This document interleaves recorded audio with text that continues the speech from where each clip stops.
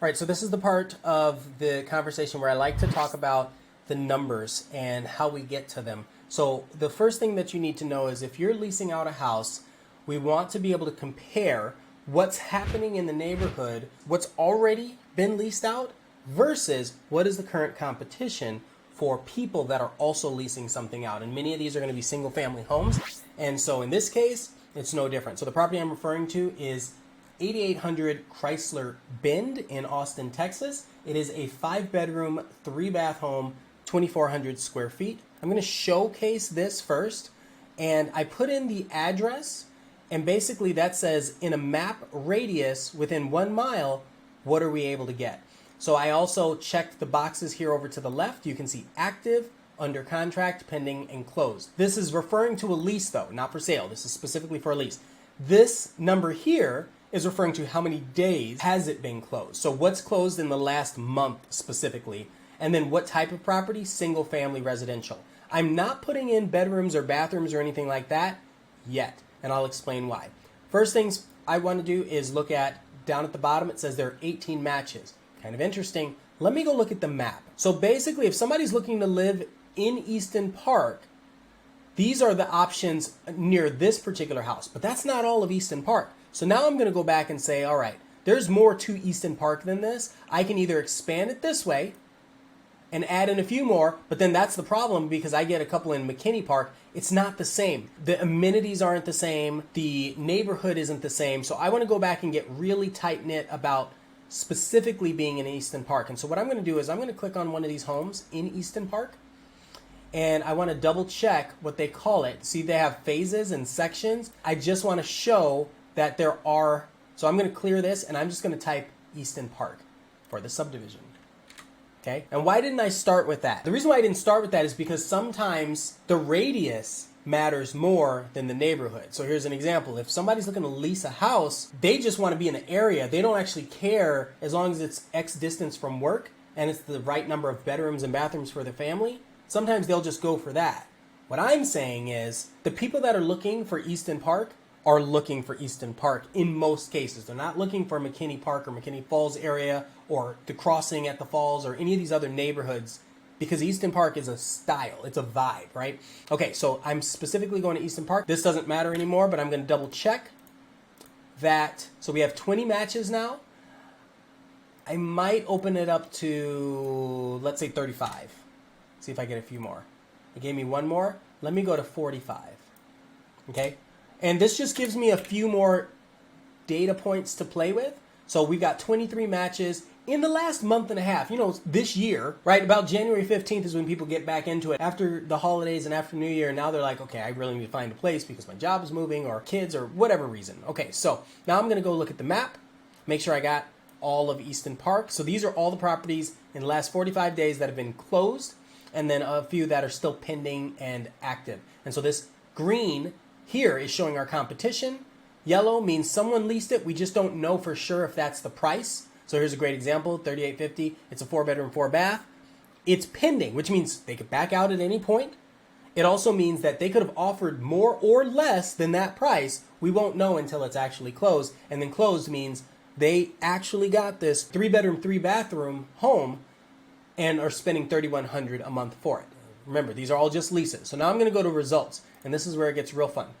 Okay, in the results, I'm going to go to agent single line, and this now breaks it up like this, and this gives me my true data points. So I'm going to move my face over to the side here.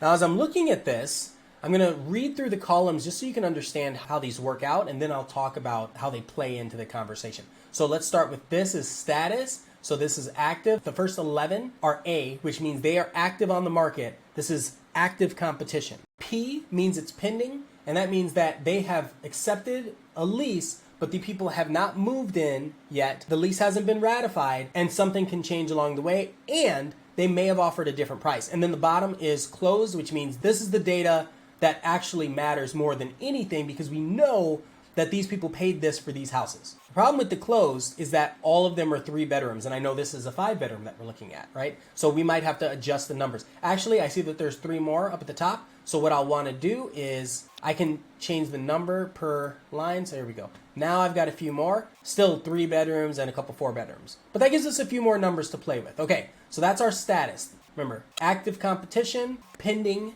and then actually closed, which gives us our real true values. Forget the area, the address is obviously relevant so you can know where it is. First thing I'm going to point out is like number 1 is actually a condo, which usually means it just has a smaller yard, but we're not even seeing the yard size on here. If I needed to open that up, I could, but right now it's not really relevant. But what is relevant is that being a condo and it being smaller, it's a 2-bedroom, 2-bath, 1,400 square foot. Wow. So next, let's go into number of beds. Right here, this is number of bedrooms, number of full bathrooms, number of half bathrooms. And so, like I'll use this 7105 Silver Star, for example. It's a 2.5 bathroom, which is different than a 2-bathroom, right? There's another one for downstairs, or usually that's how it works. If all the bedrooms are upstairs, they always have to have a bathroom or half bath downstairs so people don't have to run upstairs to use the restroom. Next is the number of levels. So 2-story versus single story. That's paramount for older people or younger people that don't want to deal with stairs. You know, if somebody's 75 years old and they just want to live in Easton Park because they want to feel young again, doesn't matter. They're not going to get a 2-story home, especially if the primary bedroom is upstairs. They're just not going to do it. So it reduces our pool of potential tenants drastically by half-ish, right? Okay, so next is year built. It doesn't matter a whole lot until you're starting to get into like 2010 or before. You know, if you're trying to rent out something that's a 1999, first, it's not going to be in this neighborhood. There's this one here. This one's a 2015. That's actually a little bit older than I would have anticipated, but it's still within the 10 years. It wouldn't matter too much. And most people who are leasing, they just want a nice place. They don't actually care about the date because it's not their home that they're buying. Next is the square footage. So we can see that pretty clearly. Then it's the lease price, what we've listed it at. Doesn't mean we'll get it, but this is what we've listed it at. Next is the lease price per square foot. Okay, so like a great example is this Laughlin here. The lease price is $2,800. It's 1962 square feet, which means that gives us a lease price per square foot of $1.43, which is right next to it is closed price per square foot. It's actually pretty rare that this happens, but they're all exact. So I'm going to use Cardinal Bloom Loop, for example. It was the lease price per square foot is $1.36. When they closed, it was $1.36. But I'm looking at this in Easton Park. It seems like all of them are closing at where they leased it at, which is good because we can assume, based on that information, that all of these pendings are also going to do that. So this person leased it at $37.99, which is $1.29 a square foot. We can safely assume, based on the historical data, that they actually got it for that price, and it's $1.29 a square foot. So this helps our averages when we're looking at what we're going to list ours at. Next is the lease close price, which we've already talked about, and then close date. Now this is relevant because it shows what day it closed, which means you can back into it. Most people put their lease on the market about 30 days before to try to get a tenant in. So that means they started this day after Christmas, most likely. And actually, I'm going to talk about these other 2 columns, then I'm going to come back to it. Days on market, how many days it's been active, or in this case, how many days it was active before it went under contract. And the next one is cumulative days on market. So here's a great example. This one right here, B-Stride. It's probably a builder home because it was leased out in 5 days, but there's almost a year cumulative days on markets. This skews our data tremendously because it was probably a builder that had a model home that said, I'm going to rent it out to somebody for a year or something like that, and we're just going to put it up for lease and let somebody get it. And then when they get it, that's how we have this skew in numbers. So I don't pay attention to things that are that. I'll look at them, but generally we want to strike those from the record unless it just falls in line with all the other stuff. I don't want to consider that as a date because that's an anomaly. Coming back to this, we're looking at the close date. So Van Ness is a great example. It's January. It took them 6 days before someone came in and said, I want to lease it. The one above it, Cardinal Bloom, took a month and a half, 2 months before it finally went. And why is that? Don't know. It's a larger home. It's a really reasonable price per square foot. It could have just been when they leased it, which was around Christmas time, right? Or just after. So because of that time, that could be why it's sitting a little bit longer. Or because of the home itself, right? We haven't looked at it yet, but it's a 2015. Maybe that does play into it. Maybe it's ugly on the inside. Let's take a look while we're sitting here. It's a 3-car garage. Immediately, I would say, oh, that'd go a little bit faster. Let's look at more stuff because that's not the only answer, okay? Kind of a weird entry. It is yellow. Wow. Now, it could be yellow or it could be bad photos, which also play a role, right? It could also be, and this sounds ridiculous, but people will not move into a place because they see stuff like this. It's absurd to me, but I'm not the person leasing it. I get it, right? The fact that there's dark carpet and dark floors and a yellowish hue might turn people off, but if they go into the house and it doesn't feel bright, oftentimes they're going to say no. You know, if someone loves the way the house is, not everybody fits that. The kitchen is unique shape, having the table right here by the entry or the exit. It's kind of strange in my opinion, but I don't see that being a reason why somebody wouldn't get it. I think the darker carpet, that's a little frustrating in this scenario. That could have been a part. There's no bathtub in the primary bedroom. For whatever reason, even though people rarely use it, there's huge complaints about that. Oh, don't have a bathroom, can't do it. Like, okay, you weren't going to use it anyway. A little bit of loft area upstairs. Okay, I don't know what this is this built in? All right, that's something. That is definitely a feature that not everybody's going to love. The bedroom is a little bit misshapen, so I can see why it would sit a little bit longer. Does this not have a door? I see a door. I don't think the door closes here. So is this the bathroom and it's just kind of around the corner? That's weird. Like, I wouldn't do that. My wife, I don't care how long we've been together, I would not want to share an open toilet with her. And then the yard is strange, right? It's a large yard, but what is everybody going to sit right here and look at the fence? You see? So I can see why this is sitting a little bit longer. All right. It is a nice 3-car garage. It does have the same amenities and all that sort of stuff. It's just an odd shape of the floor plan. It's the floor plan that's a little strange. So that's my opinion on why this is sat a little bit longer. Let's go back. Agent single line. Let's take this information and I'm going to extract it for things that are absolutely closer to the subject home, which is a 5-bedroom, 3-bathroom house. So I'm going to go 5-bedroom. And I'm going to do 3 baths. And I'm just going to leave it at that. I'm not going to touch square footage yet unless it becomes a problem. We have 0 matches so far. So now I'm going to go into 75 days, see if we get a few. We've got 4 matches. Oh, we lost them. How did we lose them? Okay, let's do 175. I'm just going to do that in there. Okay, so I don't have anything. So I'm going to do 2 to 3 bathrooms, and I'm going to do 4 to 5 bedrooms and see if that gives me something. That gives me 9. So that helped a little bit. I'm going to dial it down because last year and this year are very different. So I'm going to just do 75 and see if it still gives me a good amount of numbers. 5 matches. I like that better because it's closer in range. We want to stick with stuff like last summer and today are very different times with people wanting to lease something. So this gives us a little bit of range, just a little bit. And let's see where these are. That's another factor on the map. Some people might prefer to be closer to Onion Creek, right? And even if it's in the same neighborhood, they're going to look at it like, oh, I could just walk into Onion Creek with my puppies. Okay, that's a very different thing than being over here off of this road, right? Off of Apogee. So that could be a consideration. Generally, tenants don't put that level of thought into it. Buyers do, but some tenants will. All right, so now I'm going to look at the results, jump into this, and we've got a little more information. So closed, these are both 4 bedrooms, which we knew, 2,200.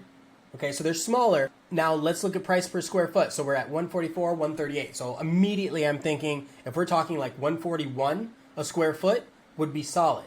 However, one caveat we haven't discussed is that generally larger homes go for less price per square foot. Generally.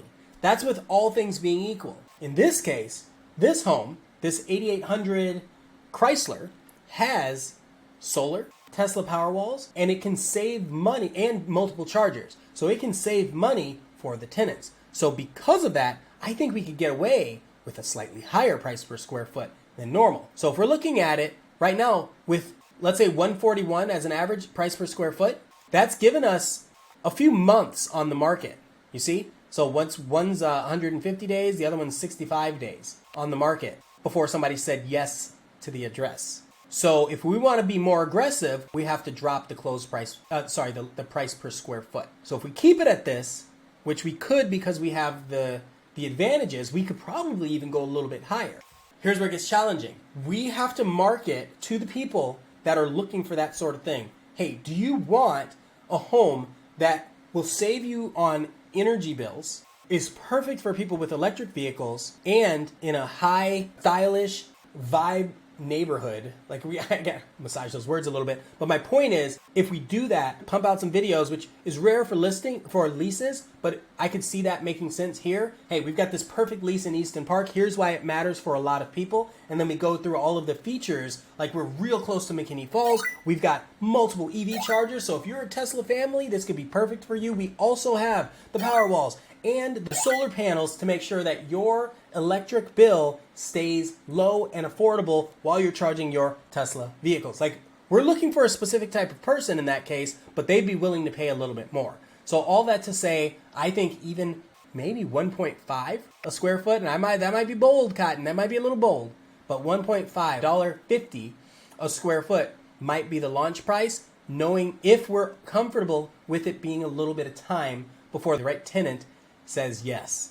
So, based on that information, I want you to dissect, understand, run some numbers, and evaluate in your mind, if you were going to lease this out, what makes sense to you, right? What makes sense for pricing? What makes sense with what features you would be interested in? And sell this to yourself.